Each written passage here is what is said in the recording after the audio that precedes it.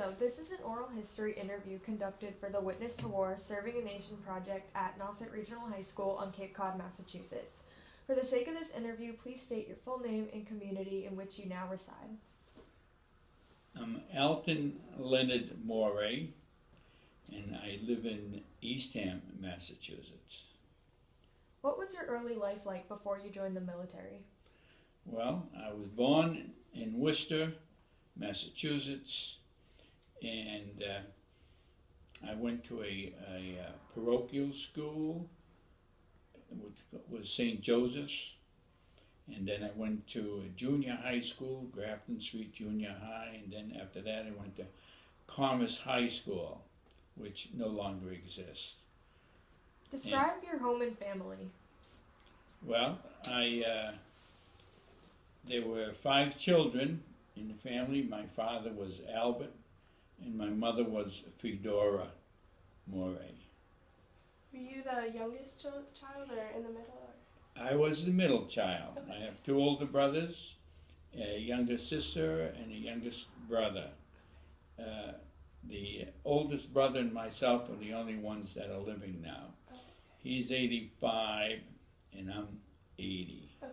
And does he live on Cape too, or is he far away? No, he lives in Maine, and he's living in an assisted living home. And I just gave him a computer so he could call me. Oh, yeah. And he could call his wife and his children. His room didn't have a telephone in it, and so he didn't know how to use a computer.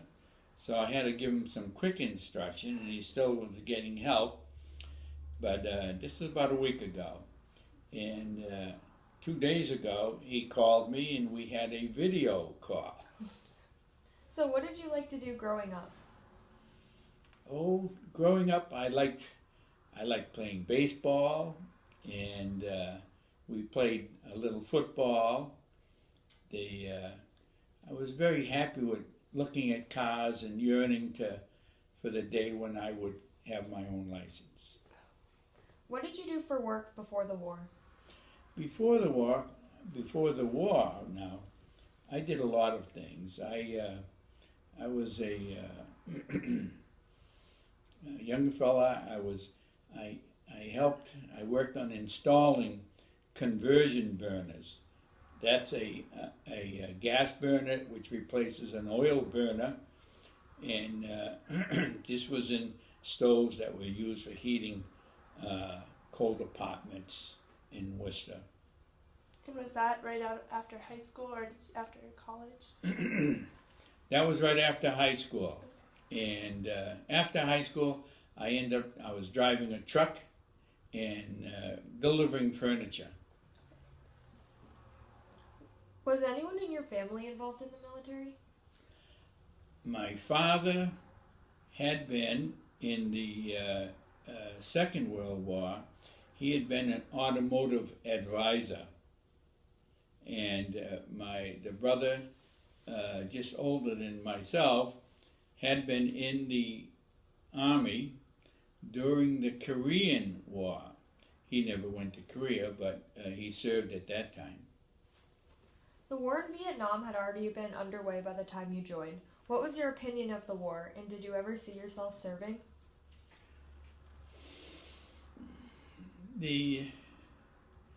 I thought the war was justified, and I didn't think that I would really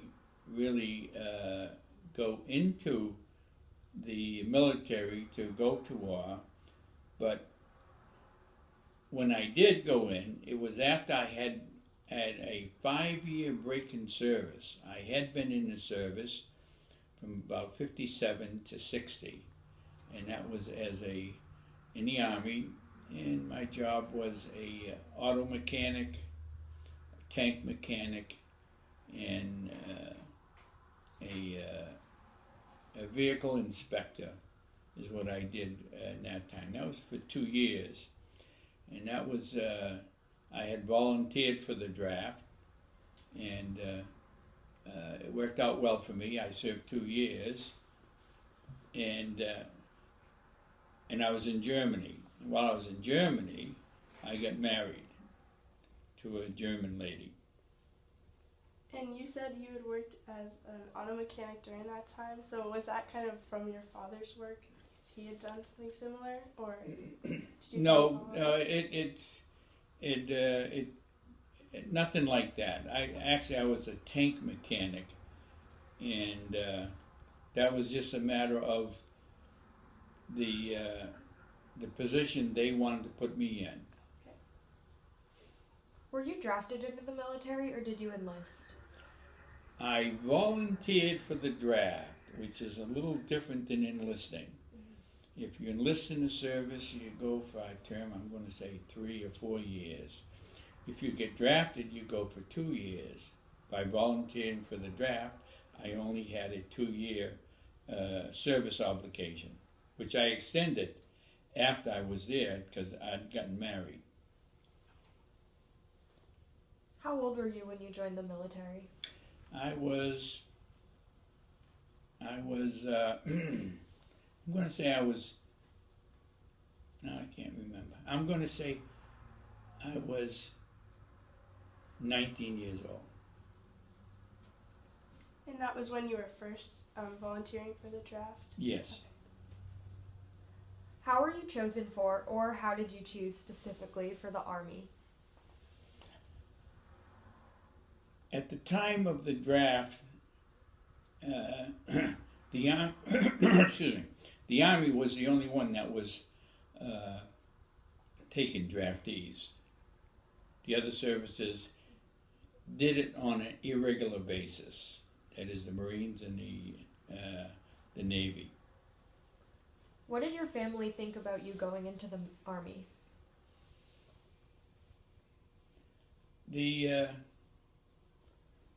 I think they had mixed emotions about me going into the Army, but at the time, people, it was a proud thing to do, and so everybody was happy. And you had met your wife when you went to Germany, so she knew that when she was marrying you that you were going to be involved in the Army, so she was okay with that? Oh, yes. Explain what you needed to do to prepare for the war, both mentally and physically. Well, excuse me. To prepare for the war, first of all, I had a break in service, and then I enlisted to go in the Army and to become a helicopter pilot. And I knew that was going to entail going to Vietnam, and I accepted the risk, and I'm happy to say my wife allowed me to do it. So did you know when you enlisted for Vietnam for the helicopter pilot that it would be a different kind of situation than when you had been involved 2 years before? Well, I expected when I enlisted to become a helicopter pilot that I would be going into a war situation which I hadn't experienced except in the news. And I accepted the risk. What were you most sad about to leave behind? Well, to leave my wife and daughter behind was, I have to say, was the saddest point of that whole thing. How old was your daughter then? My daughter was, I'm going to say, 11 years old. And was she kind of more shocked about it, or was she okay with it again? I don't think she accepted it. She really felt bad about me leaving, but then her mother said to her it was what I wanted to do, and she accepted it. Describe the day that you left. Oh, that's going to be hard. That was a long time ago.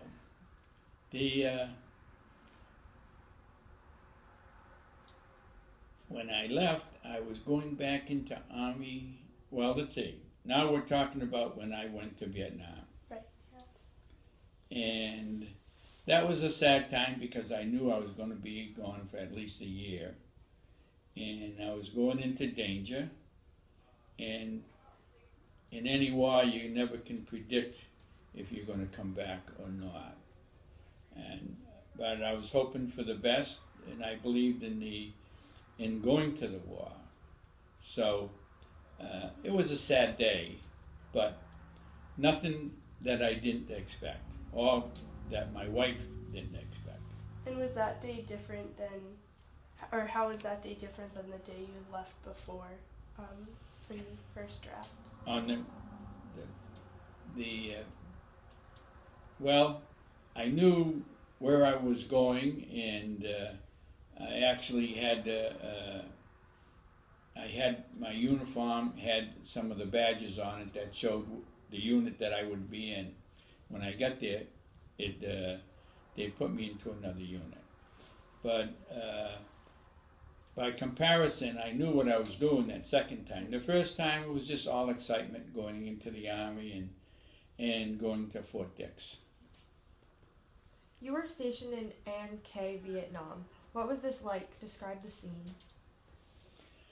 An Khe was a very small town, and the military base was right outside the town. It was enclosed with barbed wire, and it had I'm going to say a whole division in it. So it was quite a large camp. We lived in tents, and some people were able to build huts that were livable, more livable than in the tents. And otherwise than that, it was like regular military duty. Did you see much of Vietnam other than that kind of base camp? Or?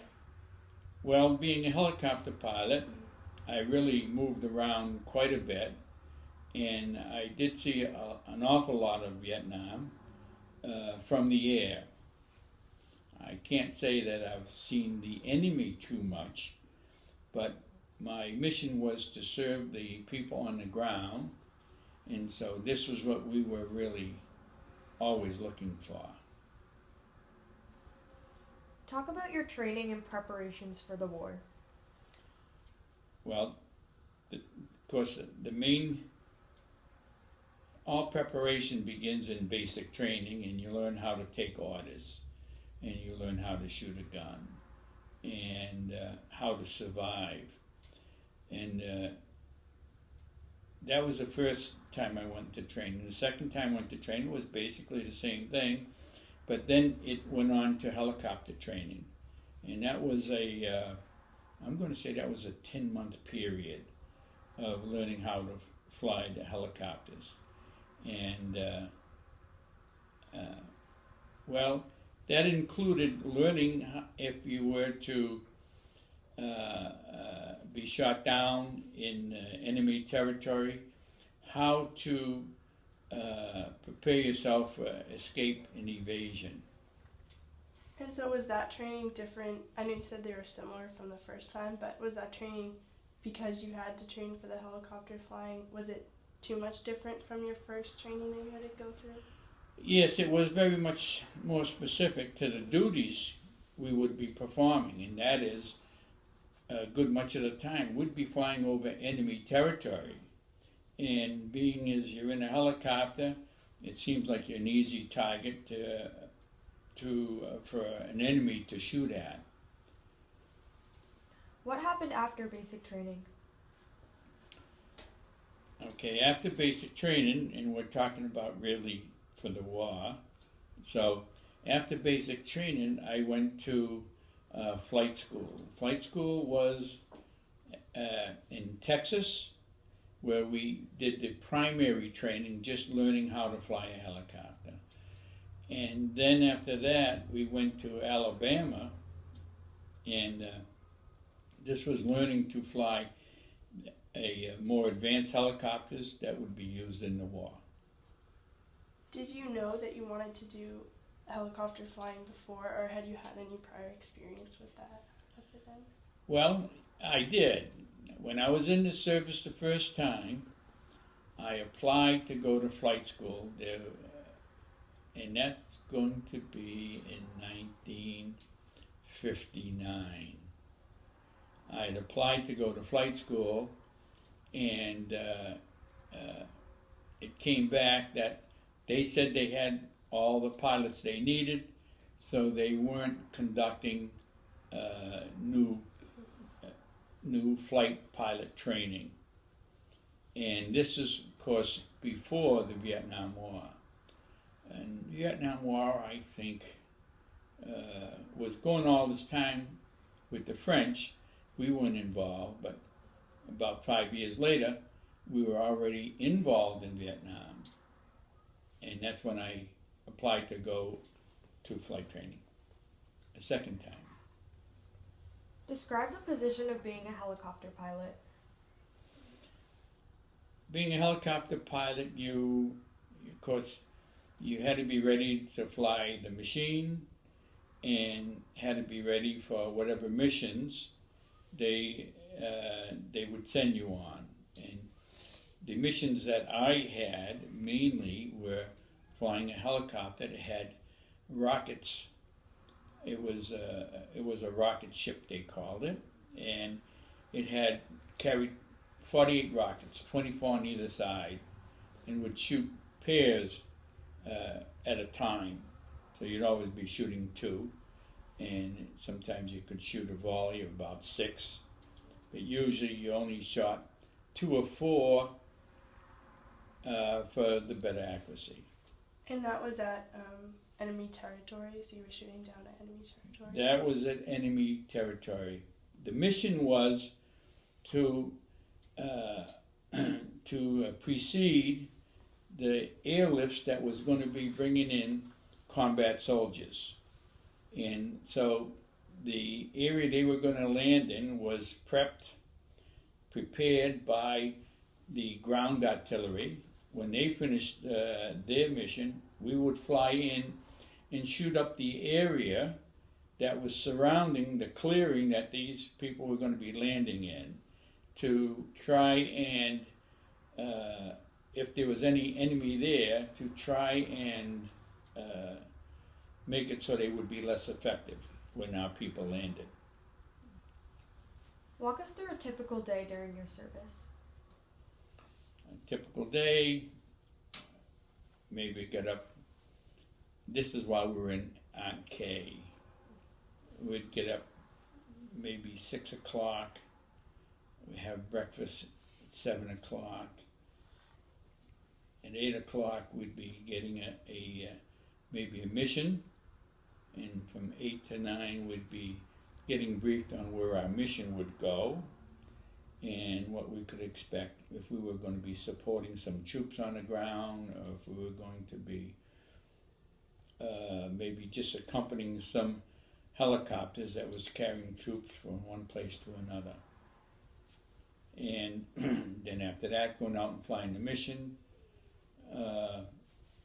and that could last usually until the middle of the afternoon, and then would come back and eat a late meal and talk about the mission, how it went, and then usually be off until the next day, unless something else occurred where we would maybe have to fly again. So missions were pretty frequent, you would say probably daily? Oh, it was a daily mission. Yeah, we flew every day. Who were the people you served with? What were they like? Well, the motto of the helicopter people is we fly above the best, meaning the best army in the world. And we were a lot of military people that of different ranks, and for the most part, we talked with people who were in the aviation field, because we were grouped together, and but the people came from all walks of life. I can remember one fellow who was a firefighter in California, and he wanted to learn how to fly a helicopter so that when he went back to California, he'd be able to fly helicopters in fighting fires. So were you mostly at your camp, were you these the people involved in aviation, were they kind of with you in that part of the camp, or were you exposed to all different? For the most part, we stayed in the aviation area, and although there was infantry people around and there was artillery people around, and my job in flying was an artillery mission, and so we were around with some artillery people. How did you stay in contact with loved ones? The way we stayed in contact was by writing letters, and I have to say I probably wrote a letter every day to my wife, and I numbered them backwards, starting from 365 until I get down to, I don't know, 4 or 5 or something like that. Would she write back kind of similarly, or would you get the letters all at the end of a week, or what kind of time? No, she would write back similar, and I would get, some days I'd get 2 or 3 letters and stuff like that, and it was the same for her. The way the mail would come to her, sometimes she'd get 2 or 3 letters, sometimes a daily letter. What did you miss about home when you were in the military? Well, the comfort of being with your family, the foods that I was familiar with in my family. The military food was different and very nutritious, but it was just different. And so I have to say, the food and the comfort of the family. What was the best part of serving? Well, the best part of serving was knowing that we were helping the soldiers on the ground in their mission, and actually having met some of the soldiers that we had fired, we had shot for them. They called us in for missions, and we had some rounds dropped short, and I felt very bad about that. And a month or 2 later, I met the soldiers that were on the ground, and they were tickled pink for the support that we gave them, because even though they didn't quite go where we wanted them to go, they came very close to where the enemy was that was threatening the soldiers. So they were very pleased, and that made me really feel good. Did you get a lot of kind of appreciation for that, or did you not really see the soldiers that you were helping too much? We didn't see the soldiers that we were helping because we just had different missions, and so we just really never got an opportunity to mix with them. Would you consider this your happiest moment in the war, or is there another time? I'm not quite sure what you mean. My happiest time was coming home.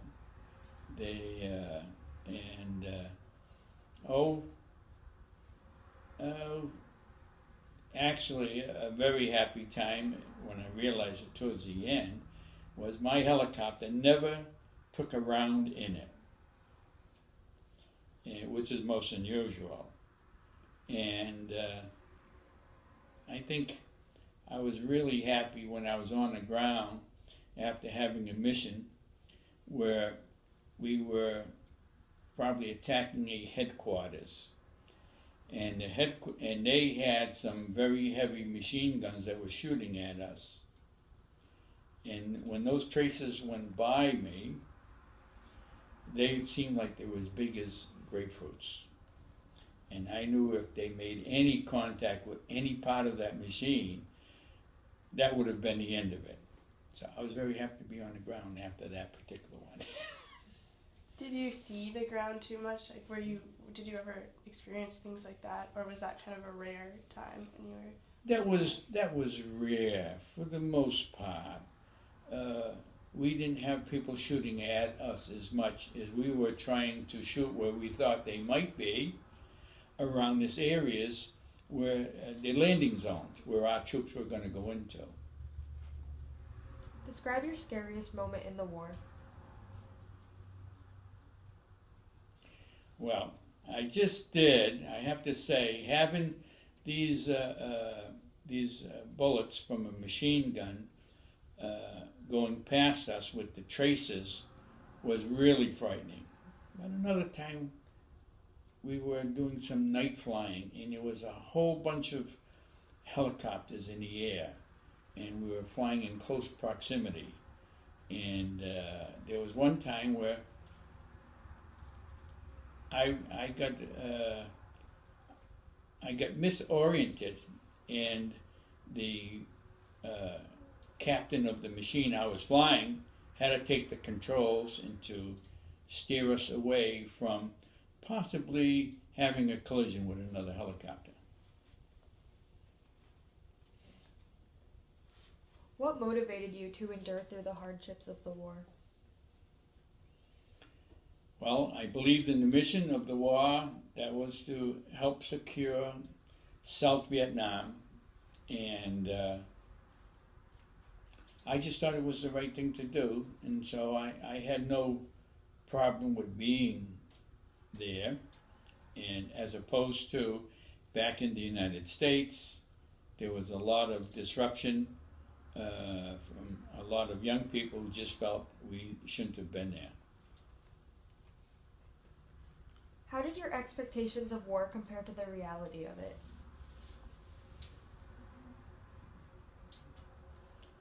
Well, it wasn't as bad as I thought it might be for me as a helicopter pilot, because the missions that we had required us to be flying not directly over the targets, but from quite a distance away from the targets when we shot at them. So consequently, we didn't have that many people shooting at us. They didn't want to reveal where they were. And by comparison to the infantry on the ground, they were in constant danger. And for the helicopter pilots that flew the medevac helicopters, they were also in constant danger because they were never needed until there was action on the ground, and they had to land on the ground to pick up the wounded. So mine was I have to say, mine was a not so dangerous mission as theirs. Would you say the first time that you had served, when you had volunteered to draft, would you say it was more dangerous than when you went to Vietnam, or was there not really a comparison there? Oh, there was no comparison. When I first volunteered, this was a time of peace. It was just the end of the Korean War. And so if you met some old soldiers, they'd been to Korea. And otherwise than that, there was really no danger. The dangers of war wasn't there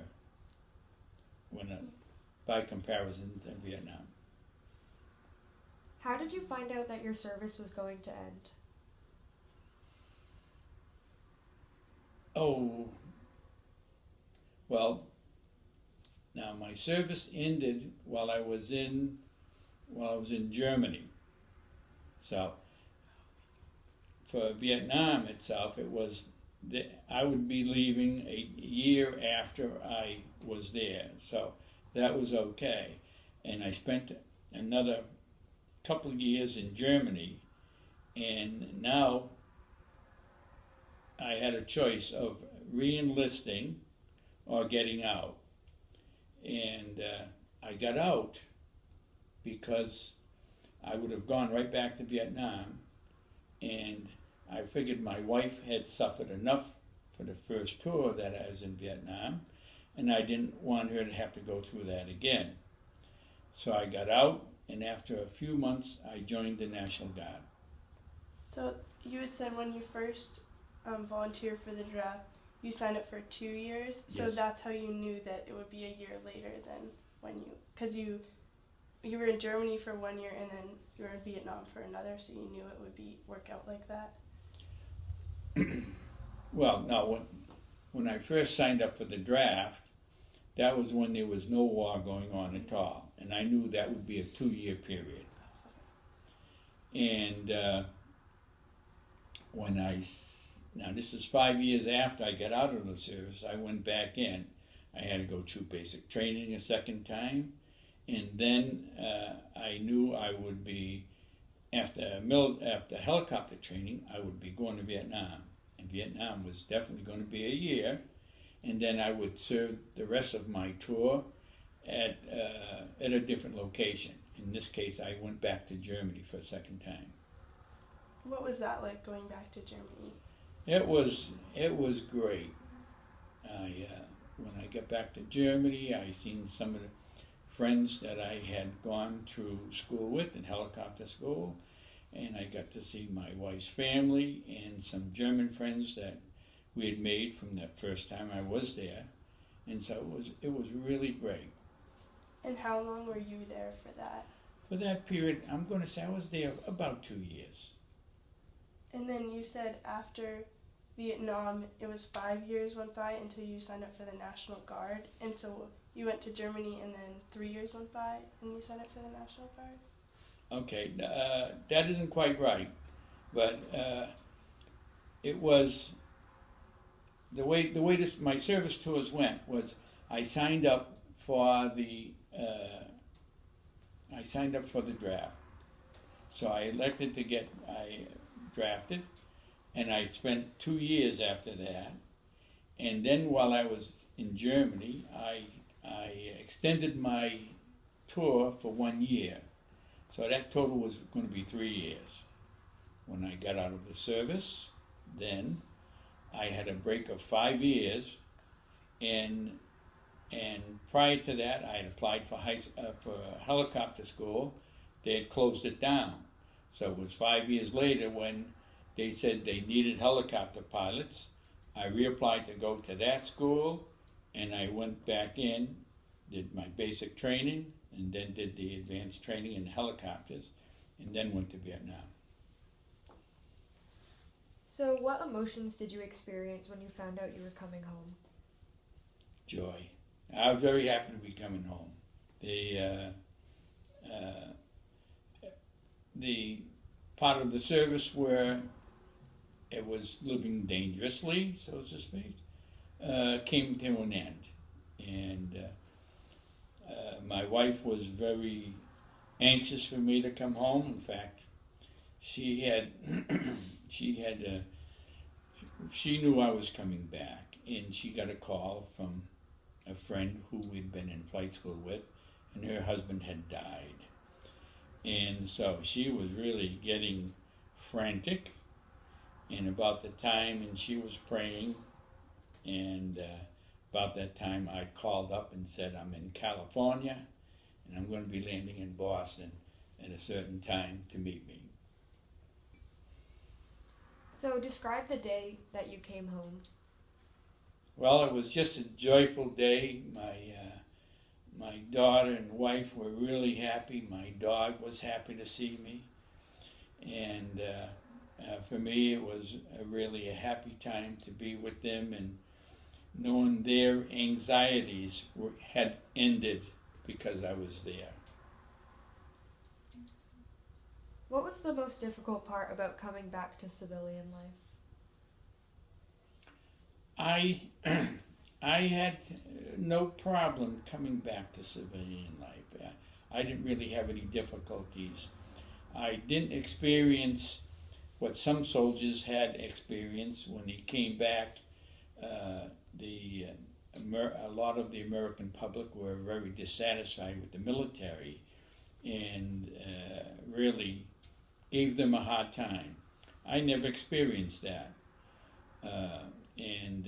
When I came back, I had accumulated some time to be able to go to school, and of course I'd only graduated from from high school.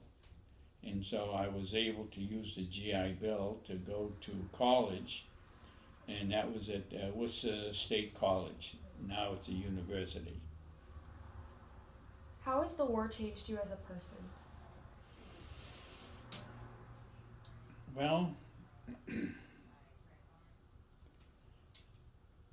I can't say that it's changed me that much. I have a concern for people, and only lately I was a little disappointed to, after seeing the information that Ken Burns had done a documentary on Vietnam, and I was able to learn a lot more of the politics of the war.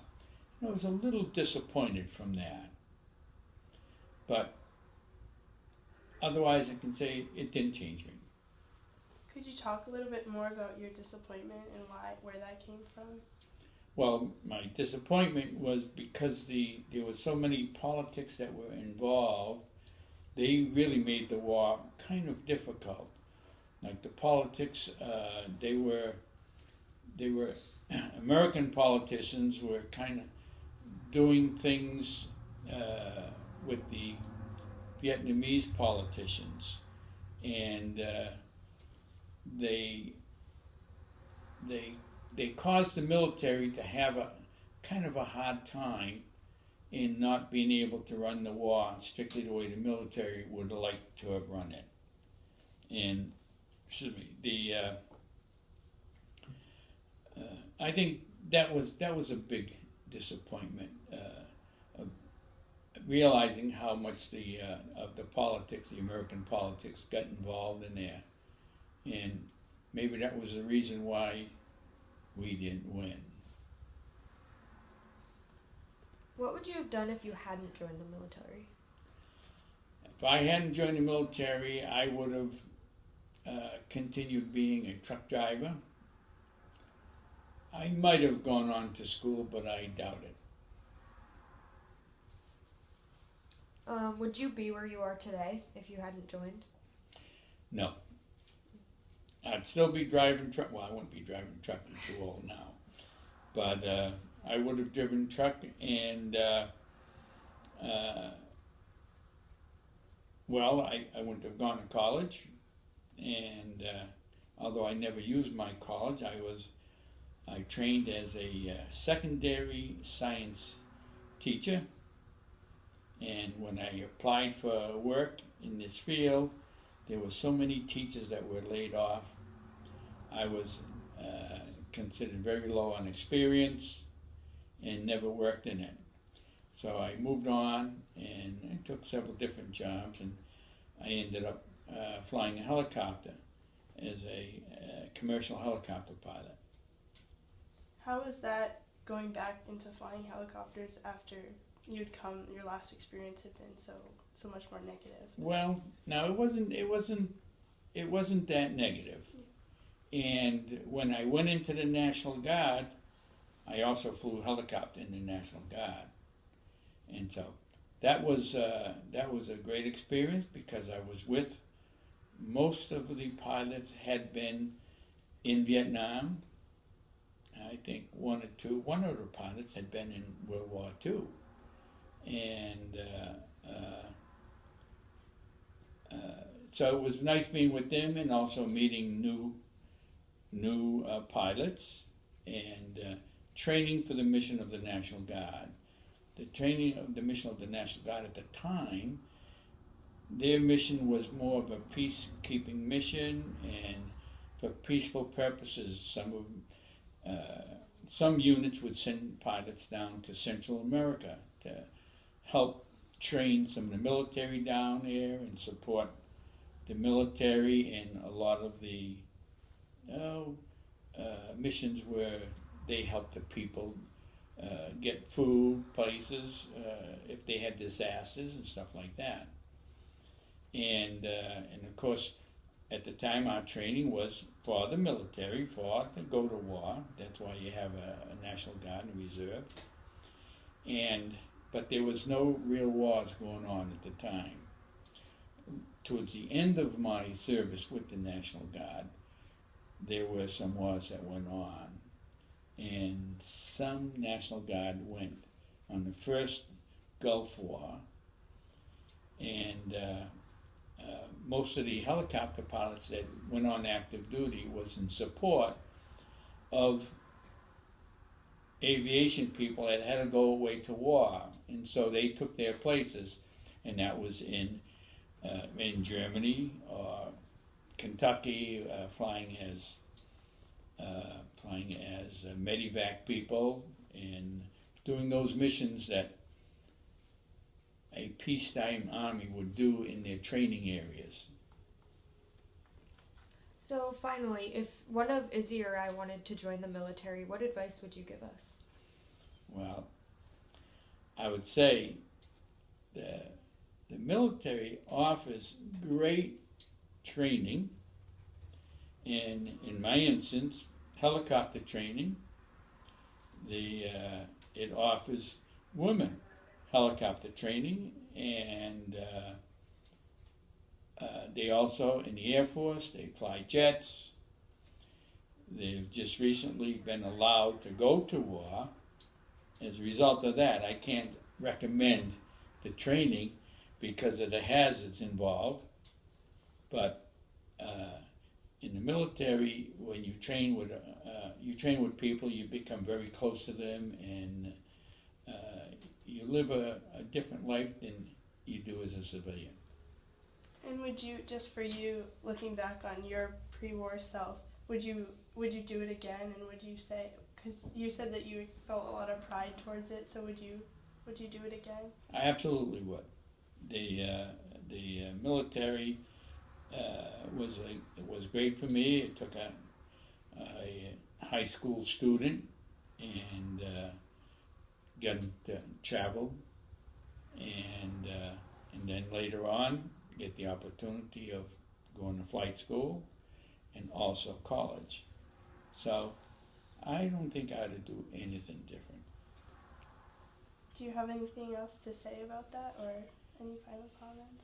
No, as far as the both of you going into the military, I say it gives you great opportunity in a lot of different fields. Some fields aren't as dangerous as other fields, and like nursing and supply, and there's a lot of things there. But I'm happy with the questions you've had to ask. I think you've done a lot of preparation, and I think you'll do well. Thank you. Thank you. Yeah. Thank you very much for your time, and we really appreciate speaking with you. And thank you for sharing your story and your service to our country. It's really nice to talk. That's good.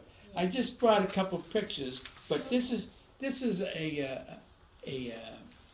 calendar I got, and I don't want it anymore. But in it,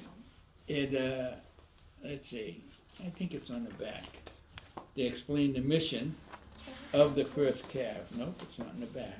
They have a lot of nice pictures in here, but there's just a little blurb in it, and what the first CAV, which is what I was in when I was in Vietnam, what they had done, their history. Oh, wow. And, it's yours to keep or do whatever you want with. If you want to look at some of these pictures, I'll be glad to show them to you, because these are just different things. This is a present day picture, and I got to put my glasses on, of when I was in the National Guard. And these are a bunch of pilots. This guy's an airline pilot, and myself, and he was a crew chief. This fella is presently a 2-star general of the Rhode Island National Guard.